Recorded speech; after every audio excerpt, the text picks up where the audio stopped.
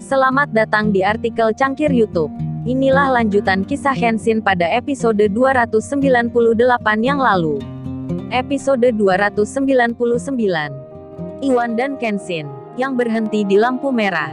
Mereka yang berdekatan dengan mobil. Tiba-tiba ada orang membuka kaca di sampingnya. Kemudian dia itu bicara, Yudis, orang miskin kayak gini kok diajak berkelahi. Buang-buang waktu aja. Kenshin dan Iwan pun mendengarnya. Lalu Iwan secara tak sengaja langsung bilang, oh ternyata di sini ada temannya Kudis. Bro, coba lu lihat orang ini belagu sekali. Gua dibilang miskin bro, padahal itu benar. Hahaha, Iwan tertawa. Ia pun lantas bicara, lu bilangin ke temanmu Kudis itu. Jadi orang jangan sombong-sombong amat. Amat temanku desa aja nggak sombong. Mendengar itu Renaldi pun tersinggung. Merasa dipermainkan oleh Iwan. Seseorang yang tak dikenalnya. Yang menaiki motor butut. Sebelum lampu hijau menyala, Renaldi itu malah bicara. Ia menjawab kalimatnya Iwan. Lu pada ini. Sudah tahu miskin masih tak sadar diri. Pakai berlaga pula. Kenshin menjawab. Wan bilangin ke anak ini Wan. Mobilnya ini beli harga berapa? Kalau dijual kita beli 10 Wan. Hahaha, Kenshin pun bercanda pula. Iwan menyahutnya, jangan beli mobil ini bro. Soalnya bahannya jelek bro. Mahalan motor butut gua ini. Terbuat dari baja asli bro. Made in Jawa, tahan banting tahan banjir. Hahaha, Iwan tertawa. Renaldi pun emosi mendengarnya, merasa terhina dirinya. Lantas ia pun bilang, fuck you kalian. Menyebut fuck you ke Kenshin dan Iwan. Kemudian lampu hijau menyala. Mereka pun berjalan. Di tengah itu ceweknya Renaldi bicara. Kamu sih tadi ngapain bicara sama mereka say? Udah tahu gak sepadan sama kamu. Masih membuka kaca mobil. Bikin debu masuk aja. Kita itu beda dengan mereka say. Yang anak jalanan. Kemana-mana naik motor. Lu lihat aja tadi motor yang dipakainya. Motor rongsok gitu. Lu masih menanggepi aja bicara. Kalau gua mau gak, bikin status kita turun aja. Dilihat orang dari jauh. Dikiranya kita teman mereka. Renaldi lalu bicara pada ceweknya. Maafin gua Vivi. Gue tadi terbawa emosi. Kalau gitu, kita langsung aja ke restorannya Yudis. Mumpung ini hari libur, dan mereka pun melanjutkan jalannya. Begitu pula dengan Iwan, yang bersama Kenshin. Kini hampir tiba di rumahnya Ririn. Lalu Kenshin pun bilang, Wan sampai sini aja gua Wan. Iwan pun bertanya, lu nggak masuk dulu bro? Mampir bentar. Kenshin menjawabnya, nggak Wan ini aja kau ritanya. Gua udah sampai mana? Lalu Iwan pun bicara, oh ya kalau bisa lu entar. Ke sana juga bro, ke restorannya Rena, biar ramai tempatnya. Kenshin menjawabnya, iya Dewan entar aku usahain. Udah dulu kalau gitu, motor lu gua pakai. Kemudian Kenshin meninggalkan tempat itu. Si Iwan sendiri, berjalan ke rumahnya Ririn. Setelah sampai, Iwan pun disambut hangat. Di meja sudah tersedia jamuan. Ririn lalu menyapa sembari bertanya, oh ya Mas Iwan naik apa ya ke sini? Iwan menjawabnya, naik motor Mbak Ririn. Diantar Kenshin tadi. Ririn pun bertanya, terus Kenshin kok gak ada ya Mas Iwan? Iwan menyahut, oh itu Mbak. Kenshin langsung ke rumahnya Mbak Kaori. Udah janjian tadi akan ke sana. Ririn lalu bilang, emang Kenshin ya, serasi banget ya Mas Iwan. Sama Mbak Kaori itu. Iwan menjawabnya, serasi banget Mbak Ririn. Kayak perangko aja. Kemudian Ririn bilang, ini Mas Iwan kunci mobilnya. Udah 2 hari nggak menyala. Maklum nih aku belum bisa Mas Iwan. Iwan pun menyahutnya, kalau gitu aku ajari ya Mbak Ririn. Dari mulai menyalakan, hingga memanasi mesinnya. Si Iwan pun ketika itu deg-degan rasanya, nervous dirinya, jantungnya mau copot aja, dan Iwan mulai naik mobil. Ririn pun demikian, mereka pun lalu bicara. Sementara itu, Kenshin pun tiba, di depan rumahnya Kaori. Namun tak disangka, Pak Henry, yang habis berolahraga, berkeliling perumahan, tiba-tiba di belakangnya Kenshin. Ketika Kenshin menekan tombol bel rumah, Pak Henry itu menyapa, lo tuan muda kok di sini? Pagi-pagi sekali, Kenshin terkaget dibuatnya. Lalu ia menjawabnya, oh ini Pak, mau menemui Kaori. Pak Henry pun lalu bilang, oh menemui Kaori. Kalau gitu, ayo tuan muda masuk aja. Kenshin menyahutnya, panggil nama saya aja Pak. Nggak enak rasanya dipanggil seperti itu. Pak Henry pun menyahut, "Oh baik-baik Mas Kenshin. Kalau gitu mari silahkan masuk. Kaori ada di dalam. Kalau gitu saya panggilkan dulu ya." Kenshin mengiyakan, sambil ia menunggu, duduk di kursi, di halaman teras rumah. Lalu Pak Henry pun, yang ada di belakang. Beliau memanggil putrinya, "Kaori ada menantu ayah di luar. Kamu temui segera." Mendengar kalimat itu, Kaori dan mamanya pun terkejut.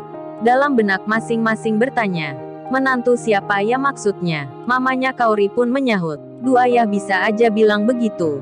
Emangnya menantu yang mana? Kaori ini kan belum menikah." Kaori pun membalasnya, "Iya ayah ini bisa aja." Kemudian ayahnya itu berkata, "Kaori, cepat segera kamu temui Mas Kenshin itu. Dia menunggu di luar." Mendengar itu Kaori tersenyum-senyum. Ia pun melihat mamanya sambil berjalan. Dirinya keluar, menghampiri Kenshin, sembari membawa ikan. Kaori lalu menyapa, "Losai Mas Iwan kok gak diajak ke sini? Kan tadi katanya bisa." Kenshin menjawabnya, "Oh itu Kaori waktu di jalan. Ririn telepon minta dijemput segera. Katanya mau belajar mobil sekalian." Kaori pun bertanya, "Belajar mobil gimana say maksudnya? Apa Mbak Ririn belum bisa mengemudi ya?" Kenshin menjawabnya, "Belum bisa Kaori. Lagian dia itu baru punya mobil." Kaori pun bilang, "Berarti Mbak Ririn itu beli baru ya? Waduh asyik nih pingin melihatnya."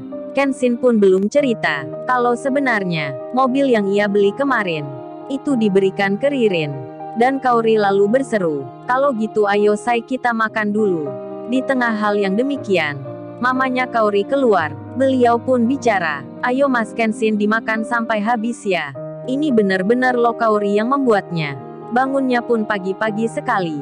Ingin belajar memasak, membikin ikan bakar, tapi dia ini belum bisa bikin bumbu masaknya." Kaori menyahutnya, "Ah mama, bisa aja. Tapi kan mama bilang, ini enak rasanya." Mamanya pun menjawab, "Iya itu benar Kaori. Mama emang bilang begitu. Tapi kan kamu, putrinya mama sendiri, masa bilang nggak enak?" Kenshin lalu bicara, "Kalau gitu ini aku makan ya." Kaori menyahutnya, "Ayo say kamu coba." Lalu Kenshin kemudian memakan ikan itu. Setelah mencobanya, Kenshin pun bilang, "Ini enak Kaori, hampir mirip masakan di restoran." Kaori pun menjawabnya, "Nah kan ma," kata Kenshin, "beneran enak ma." Mendengar hal itu, mamanya pun bicara, berbisik ke Kaori, "Ingat kamu Kaori, yang bilang itu kan Mas Kenshin, calon menantu mama sendiri, jadi belum benar pastinya." Kaori pun menyahut, "Ah mama bisa aja, nggak percaya banget sama putrinya." Lalu mamanya pun berpamitan. Beliau bicara, "Oh ya Mas Kenshin, mama tinggal dulu ke belakang ya. Soalnya menyiapkan makanan untuk ayahnya Kaori." Kenshin menyahutnya, "Iya mangga apa silahkan." Kenshin pun kini berdua makan bersama Kaori. Di lain tempat, si Renaldi dan ceweknya, serta beberapa teman lainnya, kini telah tiba di restorannya Yudis. Rupanya mereka kemarin sudah berencana akan berkumpul lagi di sini. Karena hari ini memang liburan, dan Yudis pun menyambut teman-temannya. Mereka saling menyapa, hingga Vivi, ceweknya Renaldi itu bilang, "Oh ya Yud, gua tadi saat akan ke sini.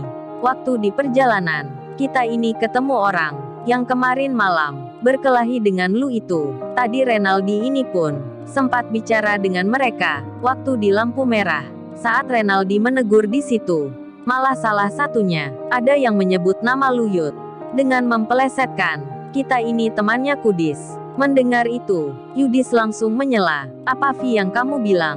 Apa itu beneran? Gue dipanggil Kudis oleh mereka?"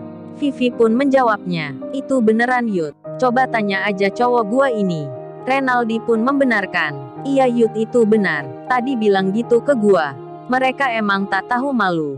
Sudah miskin, pakai belagu pula. Gua sampai emosi. Apa baiknya kita sewa orang aja untuk menghajarnya." Yudis ketika tahu itu, dirinya makin marah. Apalagi Rena tadi tak mau menemuinya, tak mengangkat teleponnya. Yudis lalu berkata, "Kalau gitu, lu punya kenalan nggak bro, yang bisa mengerjakan ini?" Renaldi pun menjawabnya, "Masalah itu kamu tenang aja Yud. Pegawai gua pun banyak, tinggal perintah mereka jalan." Yudis dan temannya itu pun lalu merencanakan tentang hal yang demikian. Di lain suasana, pesannya Niken yang kemarin kini telah terbaca oleh teman dekatnya. Temannya pun bertanya-tanya. Niken pun menjelaskan, seperti yang dilihatnya, hingga akhirnya, dari yang awalnya sekedar bercerita saja, temannya Niken itu pun malah meneruskan lagi. Ia bicara ke teman yang lain.